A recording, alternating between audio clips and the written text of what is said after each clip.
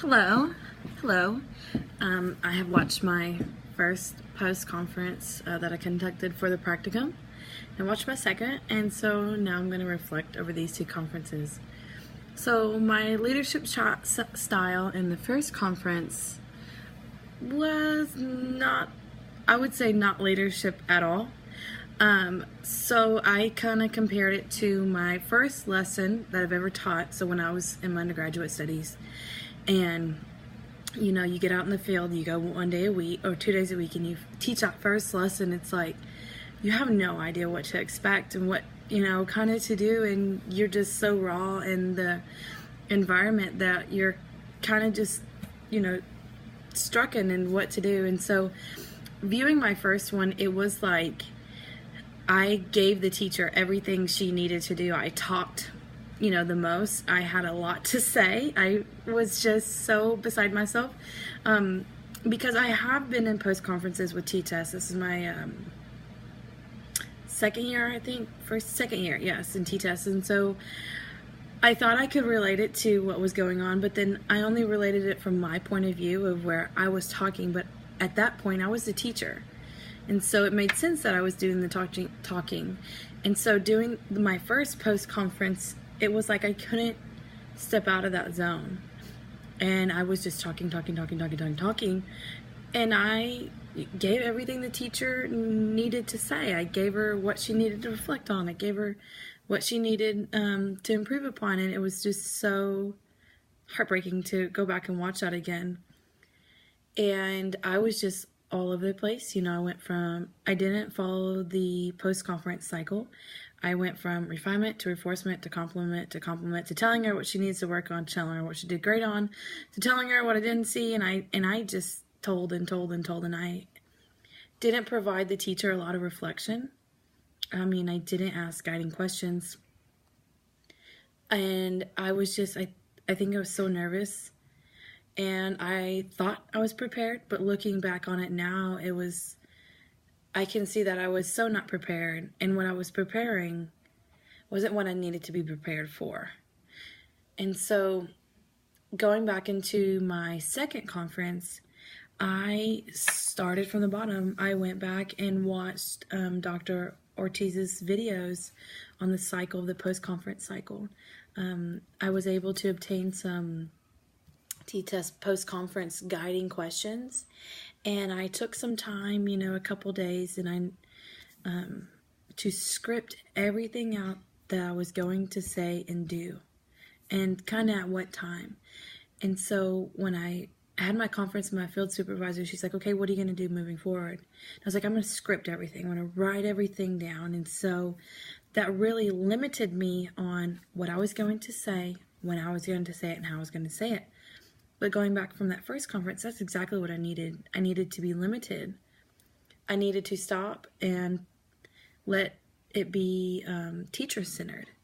And I was not allowing that for the first one. So going into my second one, I scripted everything out. I informed my teacher, hey, I'm going back to my notes. And so going back into my second one and watching that video,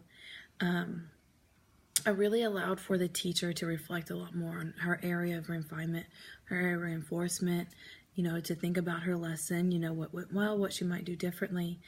And, I really stuck to that script of those questions and that cycle.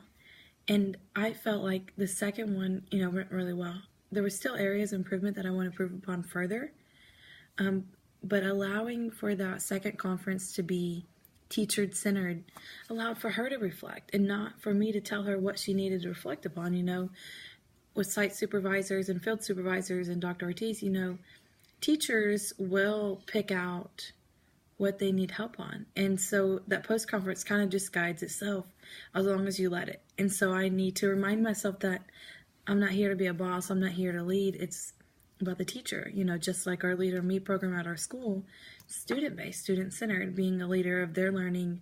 And I need to remember that and step out of that teacher, put myself in that supervisor role, and let it be teacher-centered. So one thing moving forward, I learned that I can be adaptable. And I can go from a place of what I assume is the worst to a much better place. And so, as long as I take the time and know exactly what I'm doing, what I'm going to say, I think my leadership style is it is adaptable. And I know it may seem unreasonable to say if I'm in a supervisor role and I'm responsible for 13 teachers to script it all out, but if that's what I have to do for, for it to be successful and for my teachers to be successful, then that's what I need to do for myself. I have to keep reminding myself that I'm a leader. I'm not in charge. And so those are two very different concepts. And so I want to help people. I want to get them where they need to be. But at the same time, I need to sit back and say, other people, my teachers, my students can get there with just guidance. And so moving forward, for future post-conference observation conferences, I would love to be able to continue scripting out my lessons. I think I need way more experience to be successful. And so scripting those lessons out will be helpful. If I'm able to videotape more post-conferences, I think that's a benefit as well, being able to reflect upon even the things like nonverbal cues, my facial features, how my eyebrows indent when things are said, or my eyebrows raise, or my hand features. There's a lot of psychology behind that, and what can be perceived from the other end as being just different from how I perceive them. So also one thing that I want to really focus on for the future, and that I really focused in on the second conference, was how to phrase your words, how to conduct sentences. We see things like these guiding questions as common sense, but a lot of times I'm pretty straightforward. My personality type is black or white. This is what it is and that's how it is, and okay. But I need to be able to be adaptable in my inner self and say, I really need to focus on how I phrase things, how I propose those to teachers, and my questions, like scripting that out. And not only scripting out what I'm going to do, but exactly what I'm going to say. And that word phrasing in those sentence stems are a great component of that.